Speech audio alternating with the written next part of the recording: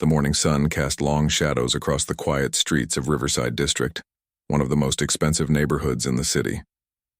Officer Blake Thompson adjusted his rearview mirror and took a sip of his coffee. 15 years on the force had taught him exactly which streets to patrol and which people to watch. In his mind, he knew who belonged in this area and who didn't. Blake had always been the type of cop who trusted his gut feelings. His fellow officers often heard him say things like, "I can spot trouble from a mile away," or "some people just don't fit in certain places." Over the years, these gut feelings had gotten him into trouble more than once. His personnel file was thick with complaints from citizens, but somehow he always managed to keep his job. His father had been a cop, his brother was a sergeant, and his uncle sat on the city council. In a department where connections mattered more than conduct, Blake felt untouchable. That Tuesday morning started like any other. Blake cruised slowly through the tree-lined streets, past million-dollar homes with perfectly trimmed lawns. He waved at Mrs. Peterson, who was walking her small white dog. She waved back with a smile. This was how things should be, he thought. Peaceful, predictable, safe. Meanwhile, across town in a modest downtown office building, Chief Monica Hayes was reviewing reports from the previous week. She had been the police chief for only 6 months, but already she could see problems that needed fixing. Complaint after complaint crossed her desk, many describing officers who seemed to treat different communities very differently. Monica had worked her way up through the ranks over 20 years. She started as a patrol officer, then became a detective, then a lieutenant, and finally made it to chief. Every step of the way, she had to work twice as hard as her colleagues to prove herself. Being a woman in law enforcement was tough enough, but being a black woman made it even harder. She had faced discrimination, doubt, and outright hostility from some officers who didn't think she belonged in uniform. But Monica never let that stop her. She believed deeply in what police work could be at its best. She wanted officers who protected everyone equally, who treated every citizen with respect, who understood that their job was to serve the whole community. When the mayor appointed her as chief, she promised to bring real change to the department. Stack of complaints on her desk that morning told her how much work lay ahead. Too many stories of officers being rude, aggressive, or worse with certain groups of people. Too many families afraid to call for help because they didn't trust the police. Too many young people who saw officers as enemies instead of protectors. Monica knew that change couldn't happen from behind a desk. She needed to see for herself what was really happening on the streets. So she made a decision that would change everything.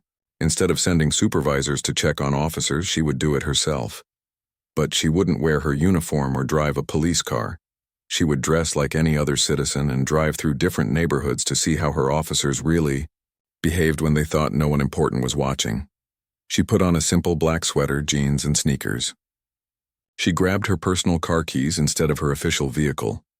Most officers had never seen her out of uniform, so they wouldn't recognize her. This would give her the perfect chance to observe their true behavior. Blake was finishing his second cup of coffee when his radio crackled with a routine call.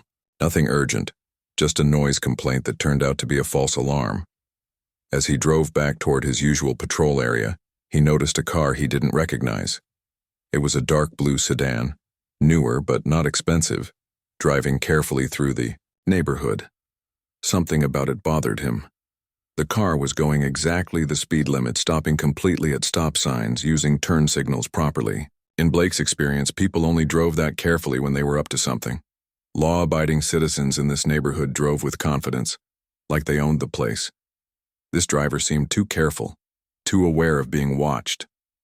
Blake followed the car for several blocks, staying back far enough not to be obvious. The driver made a few turns, always signaling, always following traffic rules perfectly.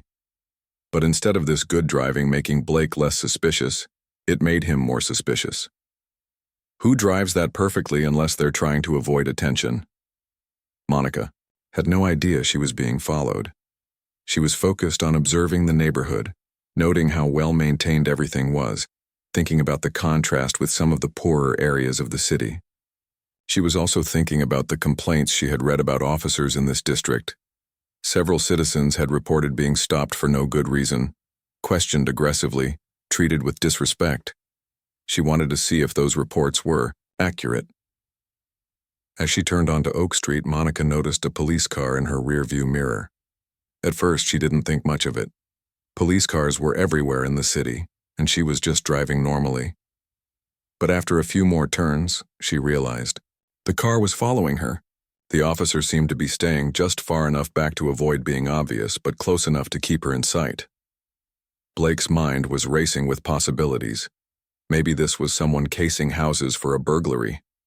Maybe it was a drug dealer looking for new territory. Maybe it was someone who didn't belong in this neighborhood and was looking for trouble. His years of experience told him to trust his instincts, and his instincts were screaming that something was wrong. He reached for his radio to call for backup, then stopped. He wanted to handle this himself first. If it turned out to be nothing, he didn't want other officers thinking he couldn't handle a simple traffic stop. If it turned out to be something big, he wanted the credit. Monica continued driving, trying to complete her observation mission despite the police car behind her. She had every right to be in this neighborhood just like any other citizen. She was breaking no laws, causing no problems, bothering no one. But she could feel the tension building. She knew from experience that some officers saw certain people as automatically suspicious no matter what they were doing. The irony wasn't lost on her. Here she was, the chief of police, being treated as a potential threat by one of her own officers. It was exactly the kind of situation that the complaints on her desk described. Citizens going about their normal lives, only to be harassed by officers who made assumptions based on prejudice rather than evidence.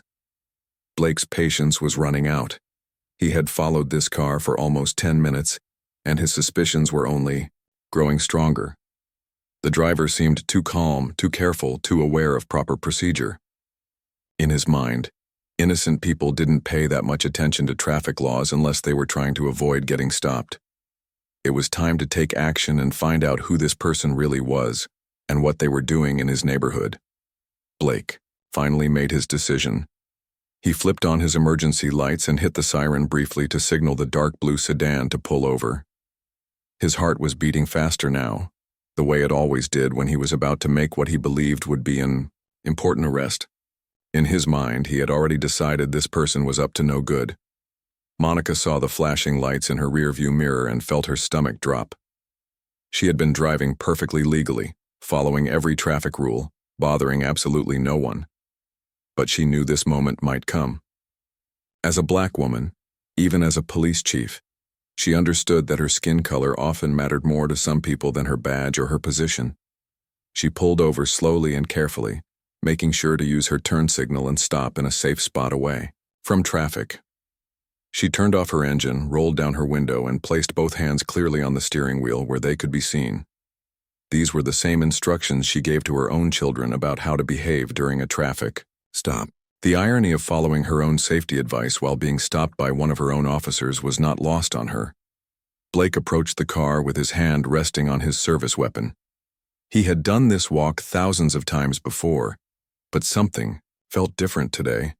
Maybe it was because he was so sure he was about to catch someone doing something wrong. Maybe it was because this neighborhood was his territory, and he didn't like people who didn't belong there. License and registration, Blake demanded without any greeting or explanation for the stop. His voice was sharp and commanding, the way he spoke to people he had already decided were guilty of something. Monica kept her hands visible and spoke calmly. "Officer, may I ask why you stopped me? I believe I was following all traffic laws." Blake's jaw tightened. In his experience, guilty people always tried to act innocent, and innocent people usually just handed over their documents without asking questions. "I said license and registration, don't make me ask again." "Of course, officer. I'm going to reach into my purse now to get my identification." Monica moved very slowly and deliberately, knowing that any sudden movement could be misinterpreted. But as she reached toward her purse, Blake stepped back and his hand moved closer to his weapon. "Keep your hands where I can see them," Blake shouted, his voice much louder than necessary. "What are you reaching for?" Monica froze, her hand halfway to her purse. "My identification, sir. You asked for my license." I didn't tell you to reach for anything yet. Put your hands back on the steering wheel. Blake's training told him to be cautious, but his prejudices told him to be afraid. In his mind, this person was already dangerous, just by being in this neighborhood. By now, a few people had started to notice the commotion. Mrs. Peterson, who had been watering her garden, looked over with concern. A jogger stopped on the sidewalk across the street. A man walking his dog pulled out his phone, sensing that something was wrong with how aggressive the officer was being. Monica tried to stay calm, but she could feel the situation getting out of control. Officer, I am going to very slowly reach for my identification. I am not reaching for any weapon. I am a police officer myself, and I understand your safety concerns. But Blake wasn't listening to her words. He was focused on her movements, on his own assumptions, on his belief that he was in control of this situation. Did I ask if you were a police officer? I don't see any uniform. I don't see any badge. All I see is someone acting suspicious in a neighborhood where they don't belong. Those words hit Monica like a physical blow. Where they don't belong. She had heard those words before, spoken by officers who thought certain people should stay in certain places. She had read those same attitudes in the complaint reports on her desk. Now she was experiencing them firsthand. Sir, if you would just let me show you my identification, this whole situation can be cleared up very quickly. Monica's voice remained steady, but inside she was fighting anger and disappointment. This was exactly the kind of behavior she was trying to change in her department. Blake moved closer to the car window. Step out of the vehicle, now. Officer, that's not necessary. I haven't broken any laws. I was simply driving through the neighborhood. Monica knew her rights, and she knew that Blake had no legal reason to order her out of the car, but she also knew that arguing with an aggressive officer could make things much worse. I'm not asking you again. Step out of the car. Blake's voice was getting louder, and more people were starting to pay attention. The man with the dog was definitely recording now, holding his phone up to capture what was happening. Monica slowly opened her car door and stepped out, keeping her hands visible at all times. She was hoping that once Blake could see she was clearly not a threat, the situation would calm down, but instead it seemed to make him more aggressive. Turn around and put your hands on the car, Blake ordered, pulling out his handcuffs. Officer, this is completely unnecessary. I am Chief Monica Hayes of this police department. If you would, just let me show you my badge. Blake laughed, but it wasn't a friendly sound. Right, and I'm the mayor. Turn around now, or I'll turn you around myself. The people watching were getting more concerned. Mrs. Peterson had moved closer, clearly, upset by what she was seeing. The jogger had stopped completely and was also pulling out her phone.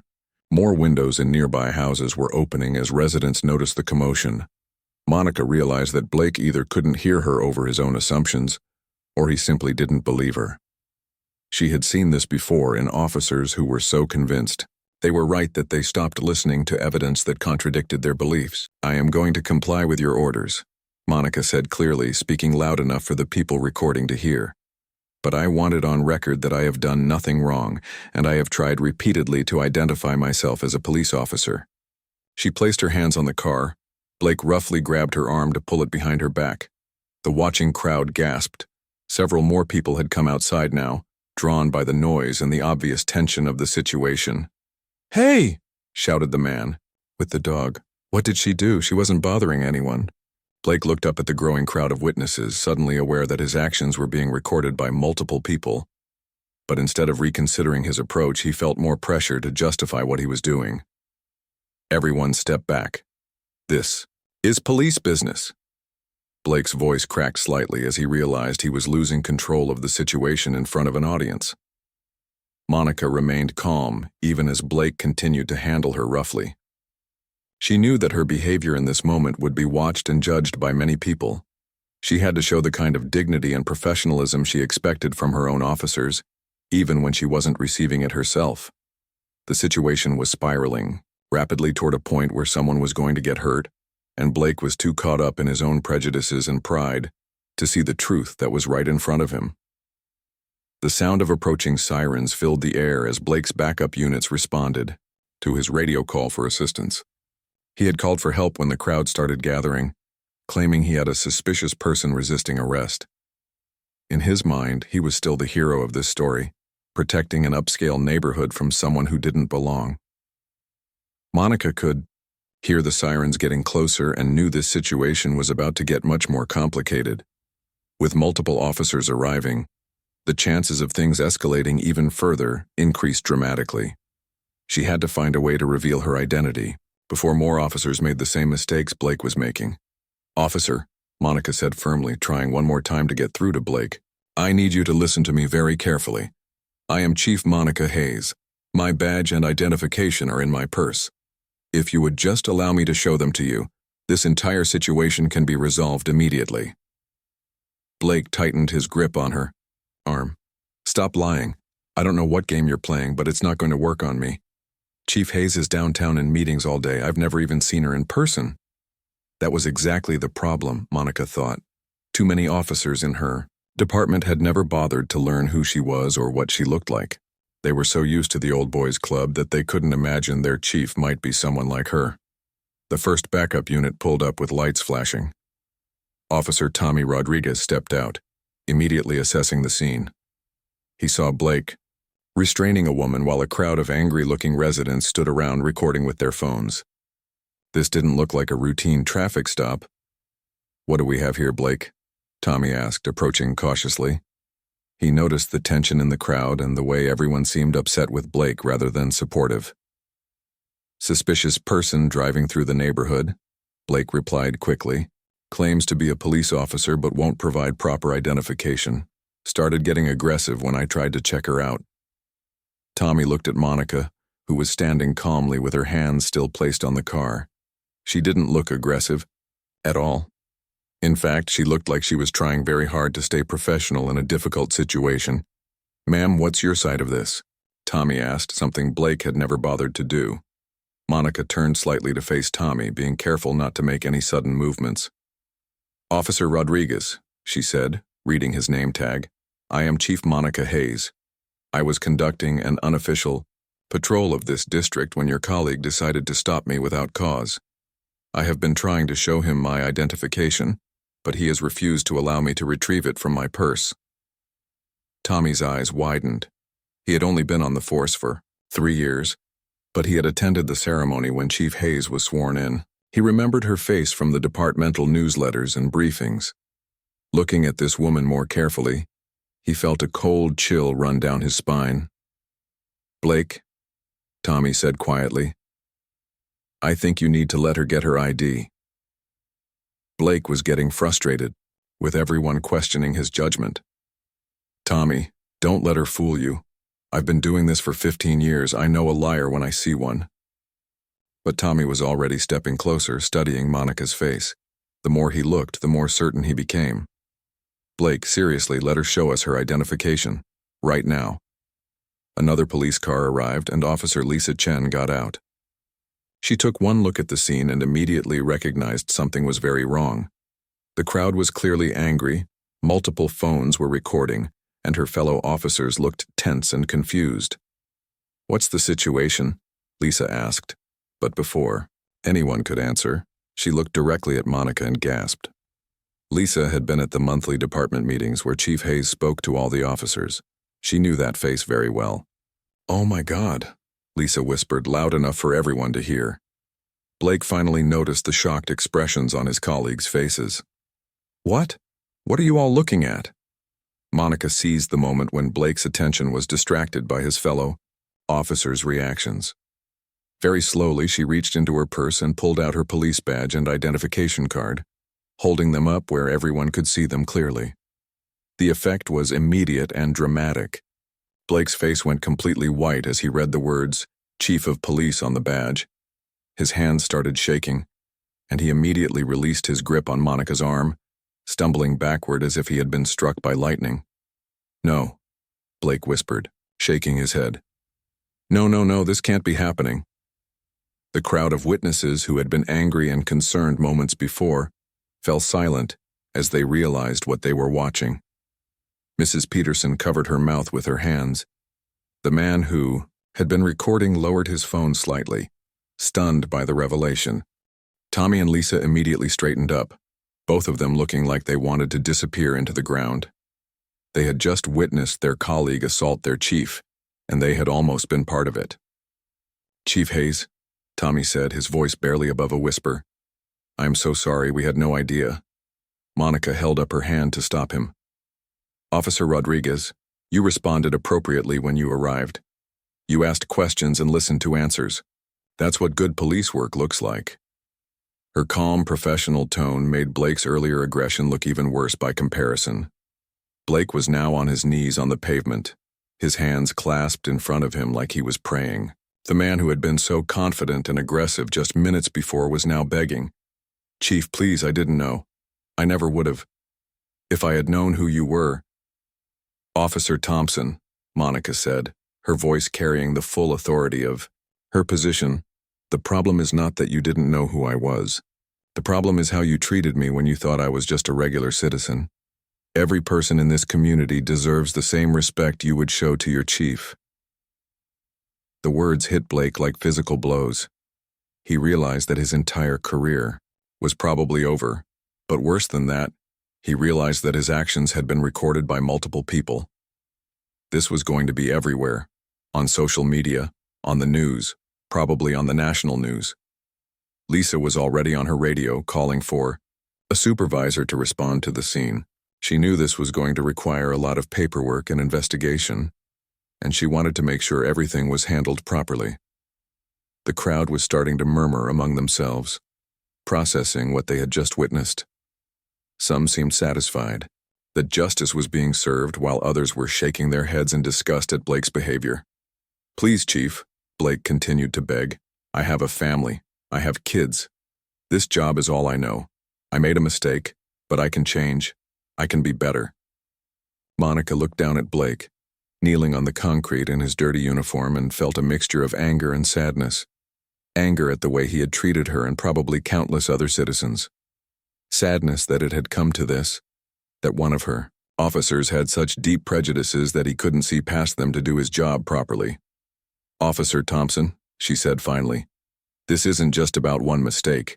This is about 15 years of complaints and behavior that should have been addressed long ago. This is about a pattern of treating people differently based on what you think they look like or where you think they belong."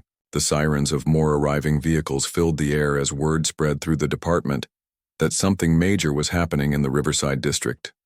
Soon there would be supervisors, investigators, and probably reporters. This moment, captured on multiple phones, was about to become much bigger than just a traffic stop gone wrong. Blake remained on his knees, no longer the confident officer who had started this encounter. The power dynamic had completely reversed, and everyone present understood that they had witnessed something that would change everything.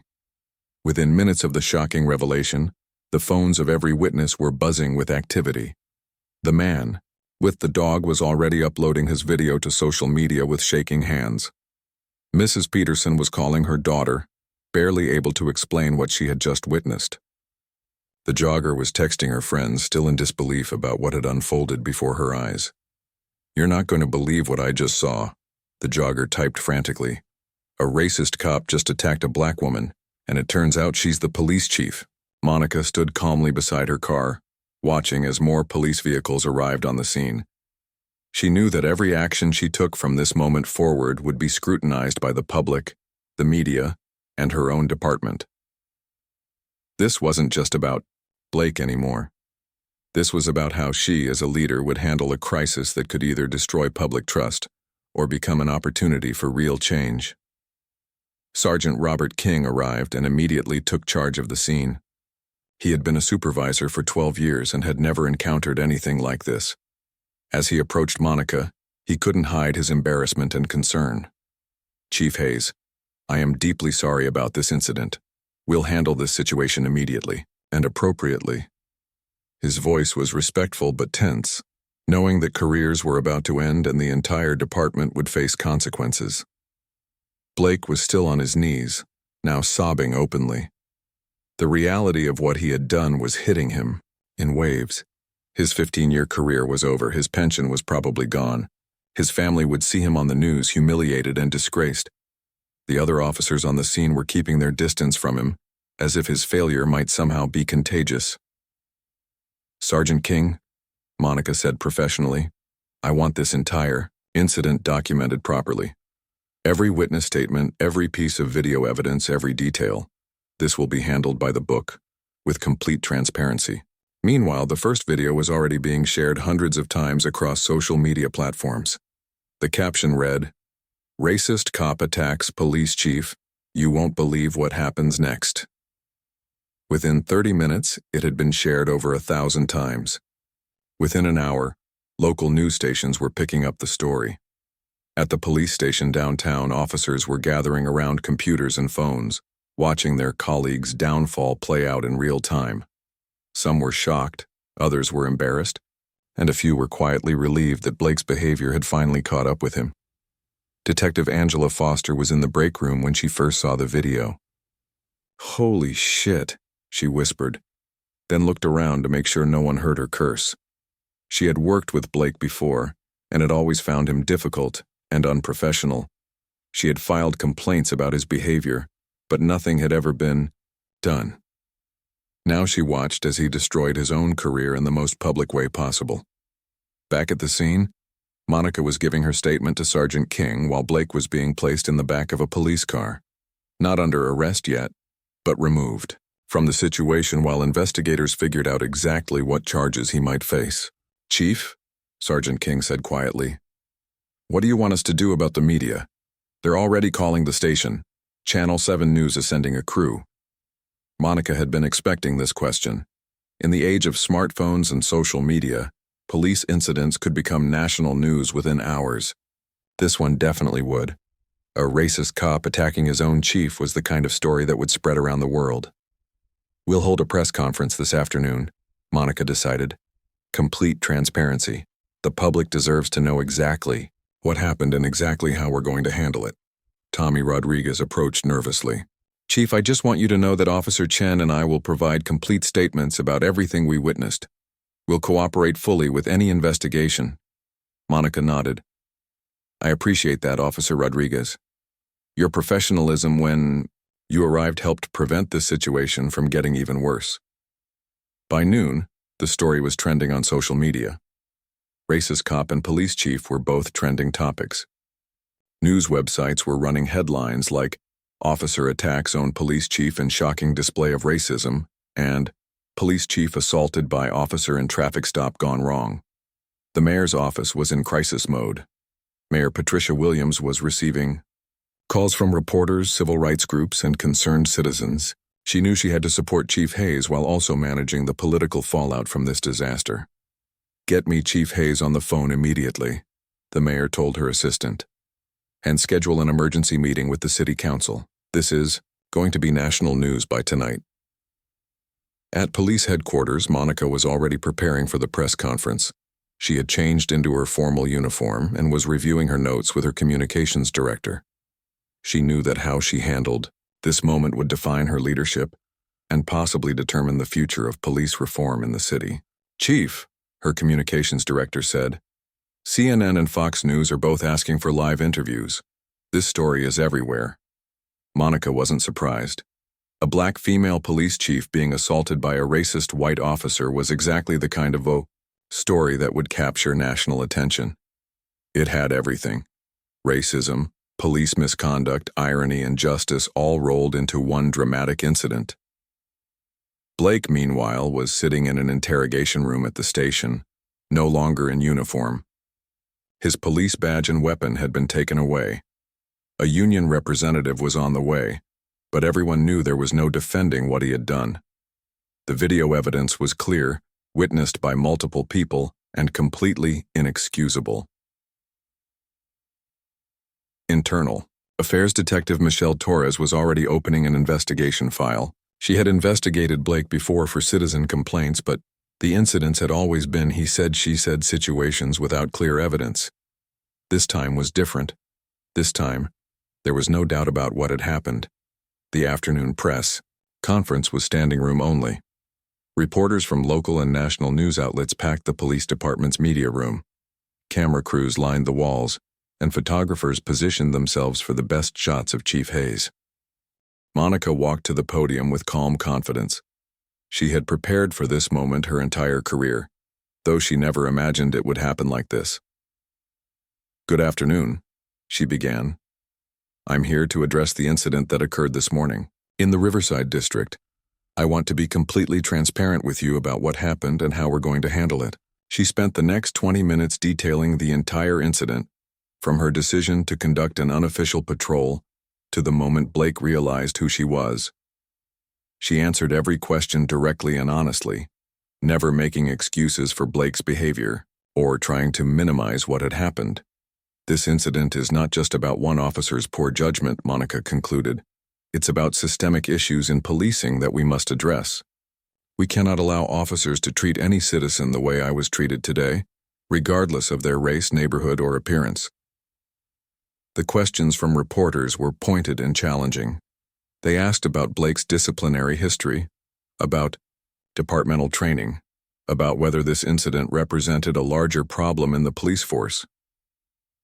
Monica answered each question thoughtfully, using the incident as an opportunity to discuss the broader issues of police reform and community trust. She announced Blake's immediate suspension pending a full investigation and criminal charges. By evening, the story was the lead on every major news network.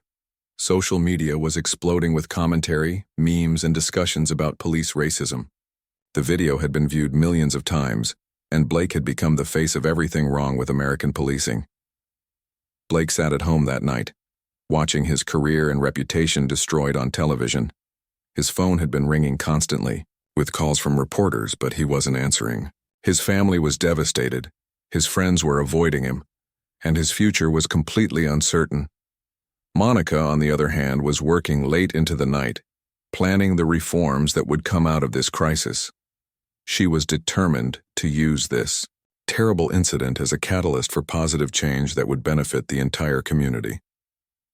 3 weeks after the incident that shocked the nation, Blake Thompson sat in a county courthouse wearing an orange jumpsuit instead of a police uniform. The charges against him were serious: assault, violation of civil rights, and abuse of power under color of law. His lawyer had advised him to take a plea deal, but Blake was still struggling to accept that his life had changed forever. The video of his encounter with Chief Hayes had been viewed over 10 million times across different social media platforms.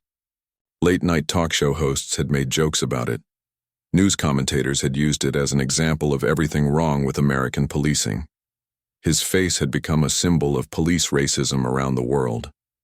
Blake's wife had filed for divorce 2 weeks earlier. She couldn't handle the shame and the constant harassment from reporters and angry citizens. His teenage daughter had to switch schools because other students recognized her last name. His son had stopped talking to him entirely. The family he had claimed he was trying to protect had been destroyed by his own actions. Meanwhile, Chief Monica Hayes was using the national attention to push through reforms that had been impossible before the incident. The city council, embarrassed by the worldwide negative publicity, was suddenly very willing to fund changes they had previously rejected. "We're implementing mandatory body cameras for every officer, effective immediately," Monica announced at a packed city council meeting. "Every traffic stop, every citizen interaction, everything will be recorded. Transparency isn't negotiable anymore." The room erupted in applause from community members who had been demanding this change for years. Monica had learned that real reform required public pressure, and the viral video had given her more leverage than any police chief had ever had. Detective Angela Foster was promoted to head the new Community Relations Department. She had been one of the officers who had tried to report Blake's behavior in the past, and Monica wanted to reward people who had tried to do the right thing even when it was difficult. "Every complaint against an officer will now be investigated by an independent civilian review board," Angela announced at her first community meeting. "No more internal investigations that get buried in paperwork. Citizens deserve answers when they report police misconduct." The changes went far beyond just policies on paper. Monica instituted mandatory bias training for every officer, not just a single afternoon session, but ongoing education that would be required quarterly. Officers who failed to complete the training or showed no improvement would be reassigned or dismissed. Tommy Rodriguez, who had responded professionally during the incident, was selected to help train other officers on proper de-escalation techniques. His calm, respectful approach during the crisis had been noticed by everyone, and Monica wanted that to become the standard for all officers. The goal isn't just to avoid another viral video, Tommy explained to a group of rookie officers. The goal is to build trust with the community so that people see us as helpers, not threats. The Riverside District became a testing ground for community policing initiatives. Officers were required to spend time walking through neighborhoods, talking to residents, and building relationships outside of emergency situations. Mrs. Peterson, who had witnessed the original incident, became an advocate for these changes. "I've lived in this neighborhood for 30 years, she told a reporter. "I used to think all police officers were like Blake Thompson. Now I see officers playing basketball with kids, helping elderly people with their groceries, actually being part of the community. It's like night and day." The man who had recorded the original video, David Chen, started a nonprofit organization focused on police accountability. He used his 15 minutes of fame to advocate for citizen oversight and transparency in law enforcement across the country. "One video changed everything," David said during a television interview. "It shows the power of ordinary people holding authority accountable. We can't let incidents like this happen in the dark anymore." Blake's criminal trial became a national spectacle. Civil rights organizations sent observers, and the courtroom was packed with reporters every day. The evidence was overwhelming, with multiple video angles and witness testimony all confirming the same story. When Blake finally took the witness stand, he tried to explain his actions. "I thought I was protecting the neighborhood," he said, his voice barely audible. "I thought I was doing my job the way I was taught." But the prosecutor wasn't interested in his excuses. "Mr. Thompson, you assaulted a woman for the crime of driving while black in a neighborhood where you didn't think she belonged. No training teaches that, no policy justifies that. That was racism, pure and simple." The jury deliberated for less than 2 hours before finding Blake guilty on all charges. He was sentenced to 3 years in prison and ordered to pay damages to Chief Hayes, though she had already announced she would donate any money to police reform organizations. 6 months after the incident, Monica stood before the United Nations Human Rights Council in Geneva, sharing her experience as an example of how police departments could reform themselves. The invitation was unprecedented for an American police chief, but her story had resonated around the world. https wordcounter.net. Change is possible, Monica told the international audience, but it requires leadership willing to acknowledge problems and citizens willing to demand better. The incident that could have destroyed trust in our police department instead became the catalyst for rebuilding it stronger. Back home, the results of the reforms were already visible. Citizen complaints against police had dropped by 60%. Community satisfaction surveys showed the highest levels of trust in police in over a decade. Crime rates had actually gone down as more people were willing to cooperate with investigations and report suspicious activity. The new Civilian Oversight Board had investigated 12 complaints against officers in its first 6 months and had recommended disciplinary action in 4 cases. More importantly, officers knew they were being watched and evaluated, which changed behavior across the entire department. Young people in the community, who had previously seen police as enemies, were starting to consider law enforcement careers.